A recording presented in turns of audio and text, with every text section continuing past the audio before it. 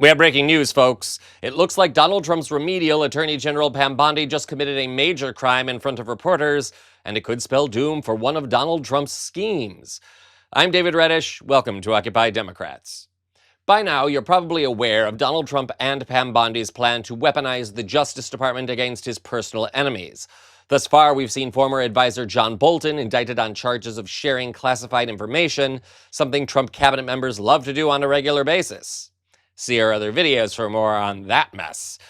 In addition to his targeting of Bolton, Trump has also targeted former FBI Director James Comey on charges related to his investigation of Donald Trump's 2016 campaign ties to Russia, and New York Attorney General Letitia James on mortgage fraud charges. James, of course, successfully prosecuted Trump on bribery charges and the breaking of campaign finance laws last year. But to their credit, neither Comey nor Bolton nor James are cowering in the face of Trump's aggression. Earlier today, James gave a statement saying this. This is about all of us, and about a justice system which has been weaponized. A justice system which has been used as a tool of revenge. This justice system which has been used as a tool of revenge. And a weapon against those individuals who simply did their job and who stood up for the rule of law. And if James's feistiness has elevated your mood, stick around, it gets better. Multiple outlets, including MSNBC, have reported that Trump and Bondi are also pursuing grand jury charges against Senator Adam Schiff, a frequent Trump critic. Yesterday, in a press conference, reporters asked Trump and Bondi about the reports. Speaking of Democrats, there's a report that there's a grand jury on Adam Schiff for apparent mortgage fraud. If he is indicted, should he step down as a U.S. Senator? Well, I'm not going to comment on that. I would just say Adam Schiff is one of the lowest forms of scum I've ever dealt with in politics. He's a horrible human being, very dishonest person. I have no idea what's going on. You tell me that he's going to be indicted. I don't know. You could ask Pam. I don't know if she could say it. Probably you are allowed to say it, but I wouldn't know about that. I can only tell you he's a very bad. I think he's actually a sick person. Do you want to talk about that? We're not going to comment on any grand jury that's open. We can't legally. I don't know. By the way, I hope it's true, but I don't know anything about it. Yeah, please. Okay, so everybody keep that answer in mind. It's about to pay off. Stay tuned. If it seems highly unusual for the president or the attorney general to address questions regarding a possible grand jury indictment, well, that's because it is. The fact that Trump also appeared to pressure Bondi to target Schiff right there, as well as what looks like an admission that Bondi is privately briefing Trump on the matter, it's truly shocking. And now it turns out it's also very illegal. So much so, Bondi may have just cost herself her Schiff indictment, as well as her job.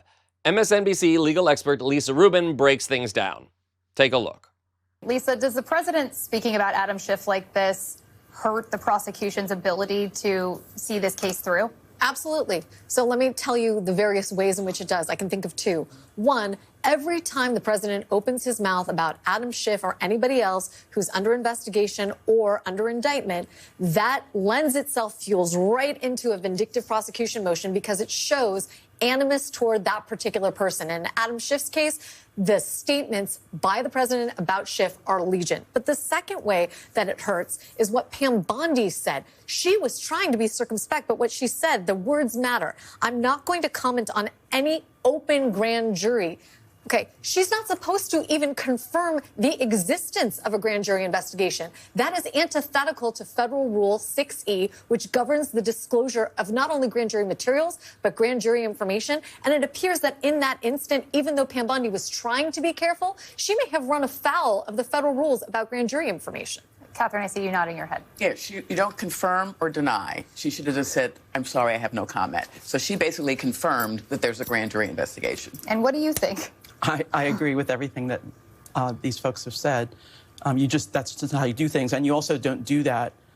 The president should not be commenting on whether there should be a prosecution. And as Lisa said, it's fodder for a vindictive prosecution motion if he ever actually does get indicted. Zoom out for us, Leslie, for just a moment and speak to the environment that we find ourselves in and how unique this climate is, and to the perceived weaponization of the DOJ. So it's not perceived weaponization, it's actual weaponization right now. I think that Trump popularized the weaponization language during the Biden administration, but this is real weaponization, where prosecutors are being fired.